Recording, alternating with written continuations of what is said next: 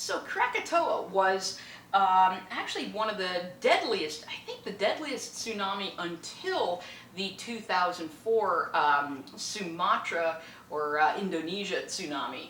And what we can see right here, this was the island of Krakatoa prior to the eruption, and all of that island disappeared in the eruption with the caldera collapse. And when that occurred, well, here you can see in red are the direction of the pyroclastic flows, but the blue arrows show you the direction of the tsunami that was from that. And this tsunami was strong enough that it even destroyed a lighthouse that is specially designed to withstand waves. These lighthouses are designed that waves go around them, but tsunami was still even powerful enough to completely obliterate that. So let's look at a couple of other ways that tsunami can end up being generated. Volcanoes can cause tsunami even when there's not an eruption. Now, this is not true for all volcanoes, but this is something that happens with shield volcanoes in the ocean. So this is going to be stuff like the Hawaiian Islands, the Galapagos Islands, the Canary Islands, those sorts of volcanoes. So what happens to build the shield volcano is initially we have eruptions of lava underwater. And yes, you get some pillow lavas created from that, but you also get a lot of lava breccia created from that. What happens is the lava erupts into that cold water and it actually breaks apart. And so you get this sort of foundation of just broken up bits and pieces of lava. And then eventually the volcano builds above sea level and you start getting these very heavy lava flows on top of that. So you have these heavy lava flows on a not very stable foundation, and what can eventually happen is a big piece of the island will break off and fall into the ocean. And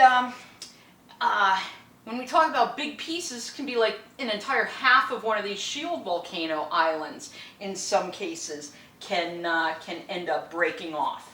So a good example goes to Hawaii. We can look at Molokai, where we have our original shield volcano, that nice sort of oval to round shape, breaks off. There's our slide scar, this big massive cliff. Over time that gets eroded away. We get a little more volcanic activity, but this whole piece of the island fell into the ocean. Well, remember, the rule to a tsunami is we have to move a lot of water. Well, if an entire half an island basically falls into the ocean, that's going to move a lot of water. And this is the reason why, if you go and visit the Hawaiian Islands, you will see cliffs like this on those islands. And where those cliffs are, that's places where the island has, a piece of it has broken off and fallen into the ocean. Just to show you how prevalent this is, so look at this particular map. Now, first of all, I want to remind you guys that shield volcanoes tend to be sort of round to oval, and most of the islands aren't, and that's in part because parts of the islands have fallen off.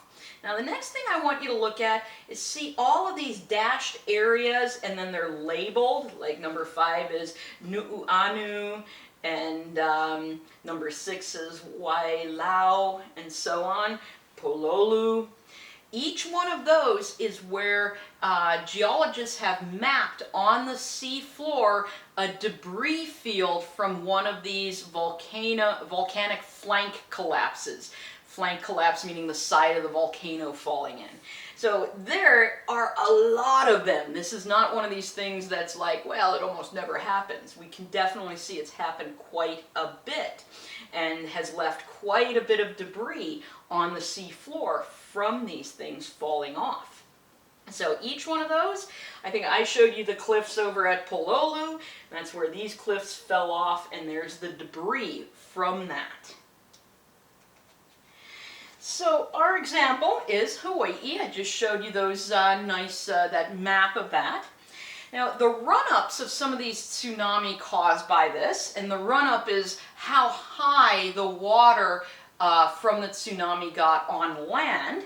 The run-ups are estimated at 400 meters for some of these tsunami.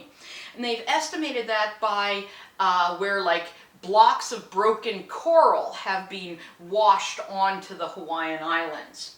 Now in 1975, a piece of Kilauea, now Kilauea is part of the big island of Hawaii, and a piece of Kilauea moved 3 meters downwards and 7 meters towards the ocean, seaward, because it's kind of settling on that unstable foundation. And one of these days, it's probably going to fall into the ocean and create one of these massive tsunami. All right, a different kind of mass movement can also cause a tsunami. It doesn't have to be a volcano that's falling into the ocean, or half a volcano falling into the ocean. We can just have a large mass movement falling into water. And a great example of this happened in Lituya Bay, Alaska in 1958. So we have a bay, and 60 million cubic meters of rock fell off this steep mountainside into the water of the bay. Remember the rule, to make a tsunami, you gotta move a lot of water. Well, if we have a lot of rock suddenly landing in this water, well, we're moving a lot of it. This tsunami has the highest historic wave run-up. So this is the highest tsunami ever witnessed by people. 1,720 feet was the highest wave recorded. 2 people died in this tsunami, but 4 survived. They were all on boats in the bay. And how do you survive a tsunami wave or any large wave if you're in a boat? Well, you have to steer the bow of the boat, steer it right into the wave, and hope you can get through it. You don't want to be broadside to the wave, because that is when you can have your boat capsized, most likely. So here we have a map of Lituya Bay. There's where the rock slide or rock fall originated. It fell into this part of the bay and generated a wave that went outwards this way. These numbers you're seeing are how high the wave got in different places. And there's our highest wave run-up. It ran all the way up to that 1,720 feet right there. Let's look at some real pictures of this. Of course, they're black and white. This was the 1950s when this happened. So the rock fell in from over here into that part of the bay. And do you see these areas right here where there's no trees? This darker stuff, that's all different kinds of trees. Well, all of that is where the trees and vegetation was washed away by the tsunami wave. Now, scientists, after this happened, went to Lituya Bay, and they did a study of the trees there. They actually, there's a way you can, there's these little drills that you have that you can like drill into the tree and pull out a piece of it so you can see the different tree rings and figure out how old the tree is without killing the tree. It's kind of cool. Well, they went there and they sampled from trees all the way through this area, and they figured out that there had been past tsunami events like this. And how they determined it was by the trees. So, for instance, below a certain level, there were no trees older than a certain age, and that's because all the older trees were wiped away by a tsunami. So they figured out that there were past events in 1936, 1874, and 1853. And right here is another view of the damage. The rock fall came from there, landed in this area. Right there's where that biggest wave was. Here's the area that's being cleared. But you can almost, if you look really, really carefully, you can almost see kind of a line right there, and that's where some of the trees, the ages change because past tsunami trimmed away or washed away all the older trees. So in any case, you can have these landslides or rock falls or some kind of mass movement into a bay, which can create a large tsunami. We also have landslides underwater. Let's see. Submarine debris flows, submarine meaning underwater. These get a special name. They're called turbidity currents. So if you ever hear a geologist talk about a turbidity current, they're talking about an underwater landslide. And what basically happens is rivers and stuff carry sediment to the ocean, and it can build up there on the continental shelf. And then you can get enough that builds up there that it then races into the deeper ocean as one of these turbidity currents.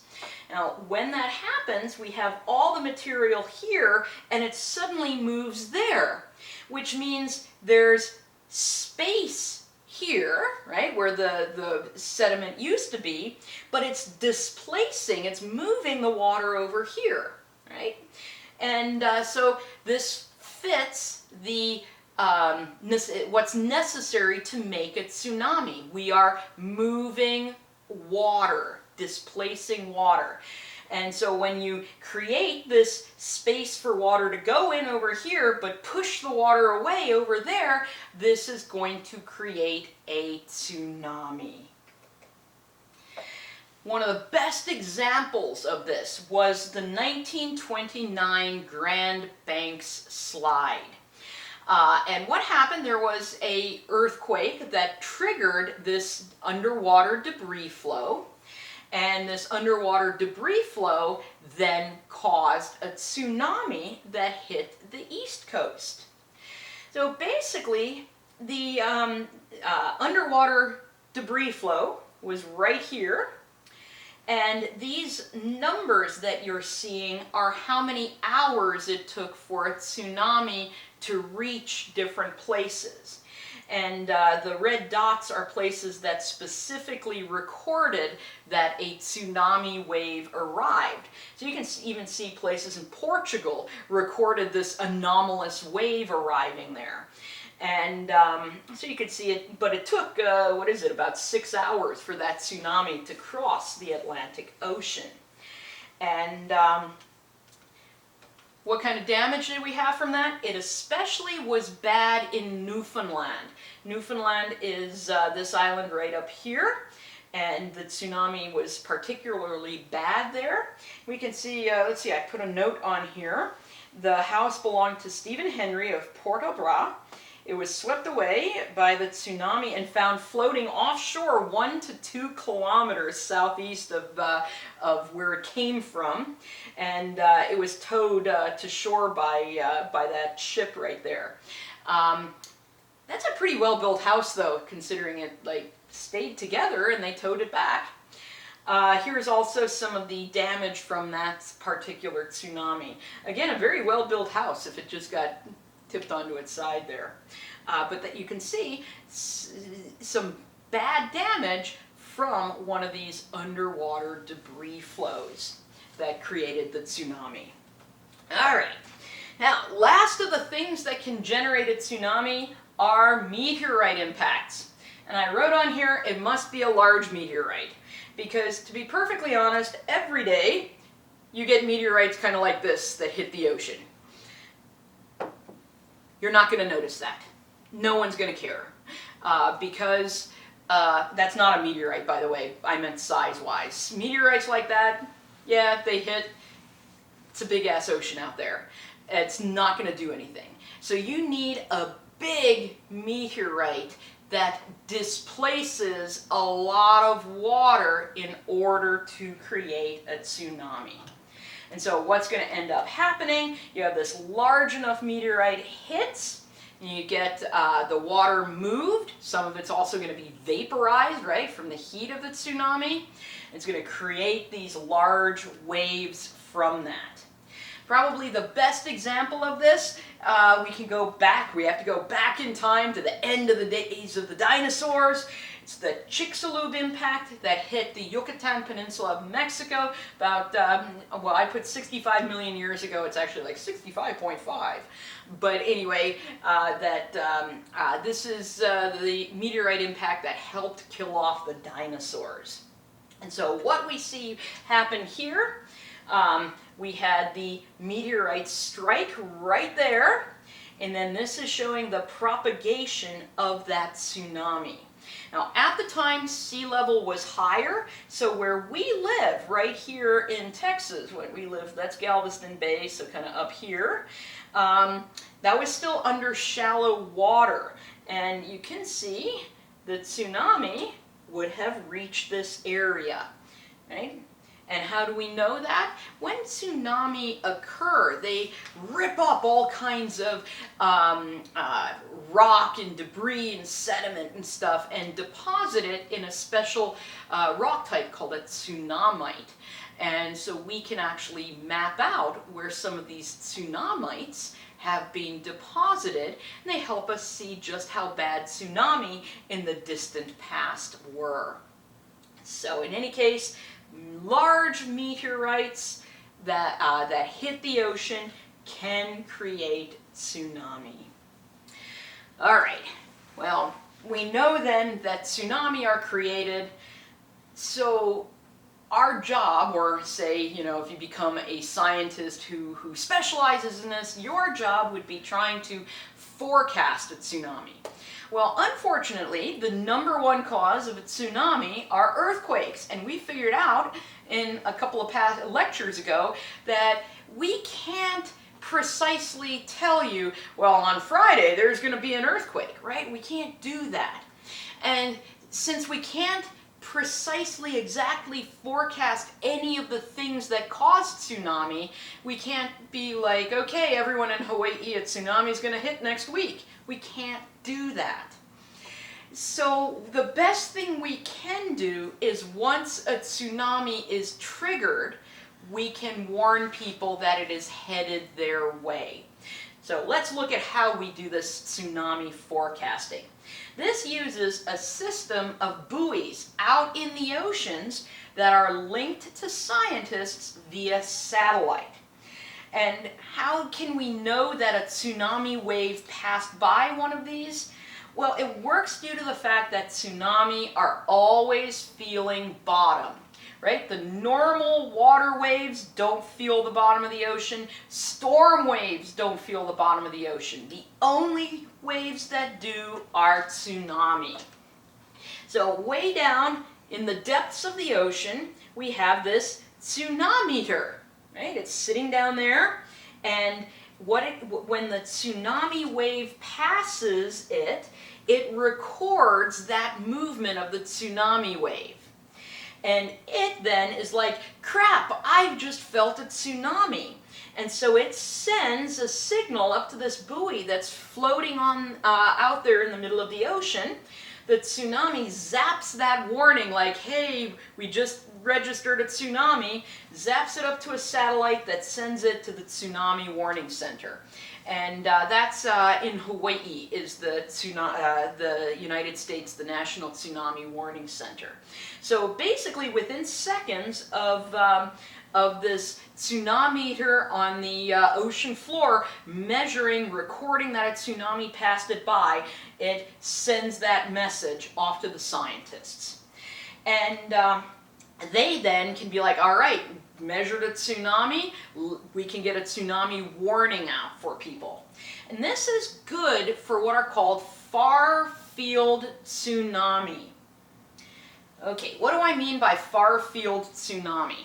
Let's use an example from the 1960 earthquake that hit down there in Chile. Okay, far-field tsunami are the tsunami that would reach the people of Hawaii, or the west coast of the US, or New Zealand. right? It's hours from the time that tsunami is generated to the time those folks get hit. They have time to do something. Where the earthquake hit, that tsunami is minutes away from the people, not hours away from the people.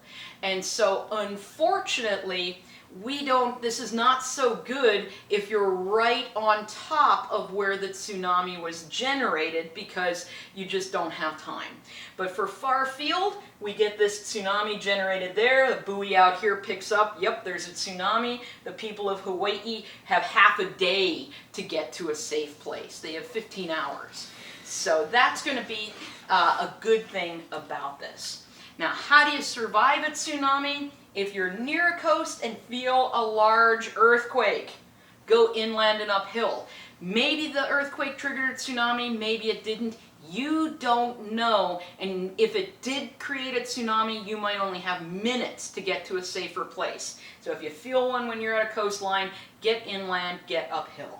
If water recedes dramatically from the shore, move inland and uphill. That's a really good sign. If suddenly it's like all this area that used to be covered by water is covered by land, tsunami's coming, guys. Get the heck out of there. If a tsunami warning is called, they're not calling the warning for nothing. If a warning is called, get inland and uphill. If you happen to be in a tsunami and you survive that first wave, don't be like, yes, I survived. Be like, oh crap, there's more waves coming. Get inland, get uphill.